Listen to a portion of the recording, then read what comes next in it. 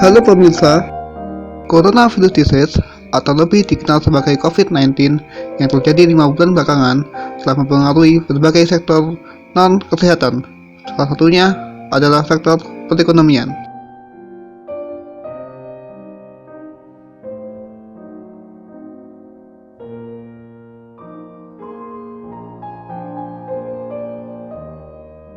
Adanya kebijakan lockdown di berbagai negara akibat persebaran COVID menjadi salah satu biang kerok utama timbulnya permasalahan di sektor perekonomian global.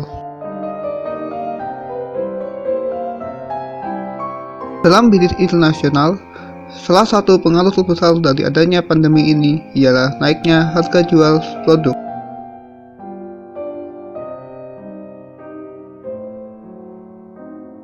Lumpuhnya China sebagai produktor bahan baku industri dan wilayah operasional bagi sebagian besar perusahaan multinasional dan perusahaan global menjadi salah satu penyulut dari berbagai permasalahan perekonomian global pada saat ini.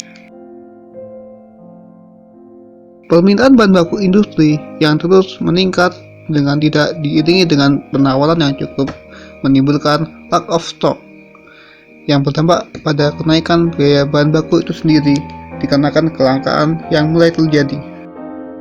Kenaikan harga bahan baku industri ini akan meningkatkan perencanaan variabel cost yang berdampak pada kenaikan BP dan perencanaan pemasukan perusahaan, sehingga penetapan harga yang lebih tinggi menjadi salah satu inisiatif dalam menjaga stabilitas pemasukan perusahaan, mengurangi risiko terhadap utang dan rencana pengeluaran lain, serta kesesuaian tujuan mereka dengan perencanaan strategis yang telah ditetapkan. Berkurangnya atau tutupnya seluruh lahan produksi membuat produk jadi mengambang di pasar tanpa adanya aliran isi ulang. Dalam permintaan normal saja, secara perlahan produk tersebut akan mengalami kelangkaan.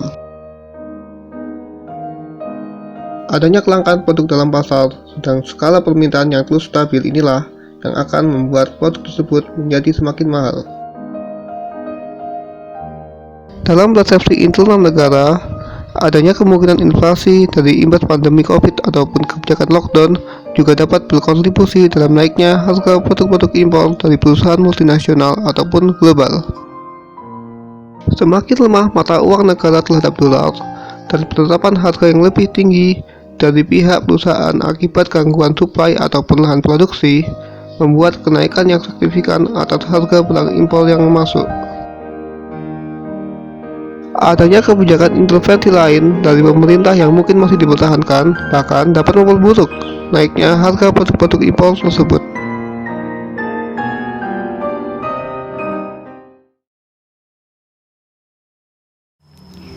Pada akhir tahun 2019, tepatnya pada bulan Desember, dunia digemparkan terhadap munculnya suatu virus baru bernama COVID-19.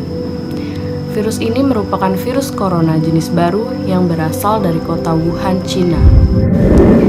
Kasus pertama di Indonesia dilaporkan pada tanggal 2 Maret 2020. Seketika, pemerintah melakukan upaya pencegahan penyebaran virus dengan menutup fasilitas-fasilitas umum seperti sekolah, tempat wisata, hingga kantor pemerintahan, serta menggalakkan gerakan work, study, and pray from home.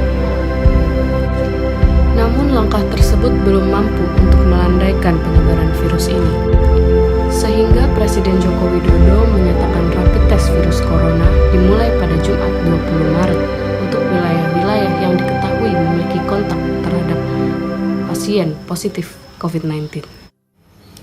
Kondisi pandemi yang tak kunjung reda membuat pemerintah akhirnya menerapkan PSBB atau pembatasan sosial berskala besar. Hingga kini, PSBB telah diterapkan di 21 kota atau kabupaten di seluruh Indonesia. Berdasarkan data dari Kementerian Ketenagakerjaan, hingga kini sudah ada 1,7 juta pekerja yang di PHK dan dirumahkan. Pandemi ini diprediksi bisa menyumbang angka pengangguran hingga 5,2 juta orang.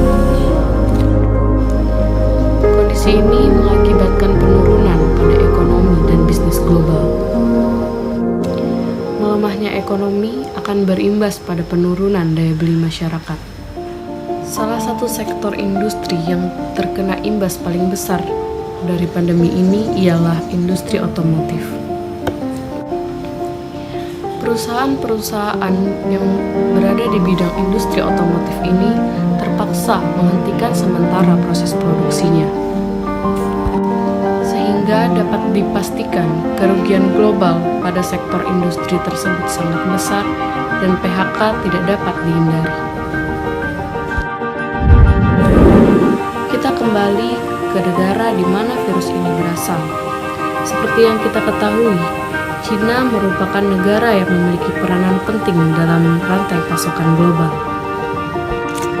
Selain itu, negeri tirai bambu ini merupakan pasar terbesar mobil dunia, penyumbang besar bisnis pariwisata internasional, pengekspor pakaian dan tekstil global, serta rumah bagi industri manufaktur terbesar dunia. Tak ayal, pukulan terhadap ekonomi akibat virus corona ini diperkirakan 3 hingga 4 kali lebih besar ketimbang kerugian global sebesar 40 miliar dolar akibat SARS.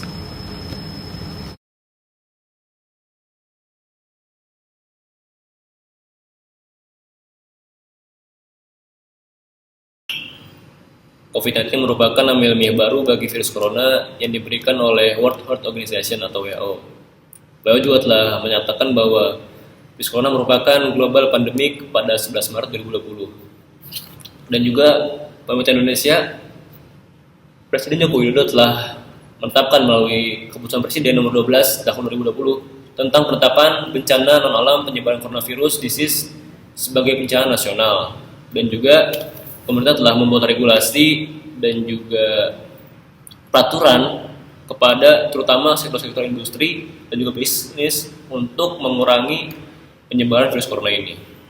Salah satu kebijakan perusahaan terhadap pegawai adalah work from home.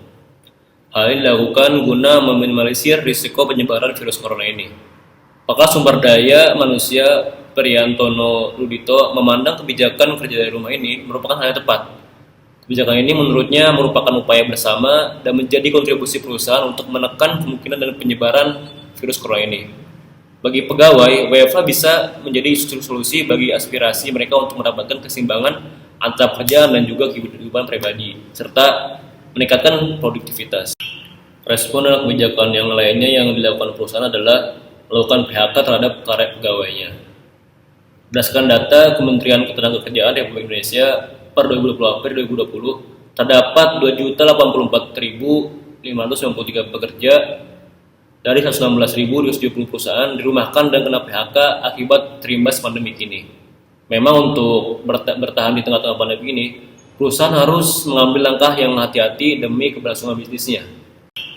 Ada juga perusahaan yang mengambil keputusan untuk menyudahi bisnisnya secara permanen. Penerapan PSBB atau pembatasan sosial berskala besar yang dikeluarkan oleh pemerintah yang bertujuan untuk mengurangi penyebaran virus ini. Kebijakan ini banyak mempengaruhi sektor bisnis, terutama pada sektor pariwisata. Pada akhirnya banyak perusahaan yang beroperasi di bidang pariwisata ini untuk menghentikan operasinya secara permanen. Banyak sekali dampak yang terjadi akibat pandemi virus corona ini terhadap ekonomi dan bisnis yang berskala internasional. Lebih lagi, WHO juga telah menyatakan COVID-19 sebagai global pandemik. Pandemik yang terjadi di dunia ini menyebabkan perekonomian tertekan dan menimbulkan krisis. Menurut Chief Ekonomis PT Bank Mandiri, Andreas Moro, pada krisis 2020 ini pandemik COVID-19 terjadi di 200 negara yang menyebabkan pertumbuhan ekonomi global diperkirakan mengalami resesi negatif 3%. Pandemik ini menyebabkan dampak resesi ini terjadi di semua lini usaha, mulai dari industri retail, konsumen, usaha mikro kecil dan menengah, dan merambah ke korporasi. Sedangkan sektor yang paling terdampak adalah pariwisata dan juga produsen yang sudah terbebani oleh perang dagang AS Cina dalam 2 tahun terakhir, sekali lagi berada di bawah tekanan ketika virus corona menyebar ke seluruh dunia. Pandemi COVID-19 pertama kali memukul pabrik di luar Cina yang mengandalkan pabrik-pabrik negara atas ekonomi Asia untuk material dan suku cadang, yang dikenal sebagai barang setengah jadi, untuk membuat produk mereka sendiri. Tapi pabrik-pabrik Cina menghentikan operasi jauh lebih lama dari yang diharapkan karena pihak berwenang berupaya mengendalikan virus. Ketika lebih banyak negara memberlakukan tindakan lockdown, sebagian besar perusahaan manufaktur terpuruk, beberapa terpaksa ditutup, sementara yang tetap terbuka menghadapi pembatasan dalam mendapatkan pasokan barang dan bahan setengah jadi.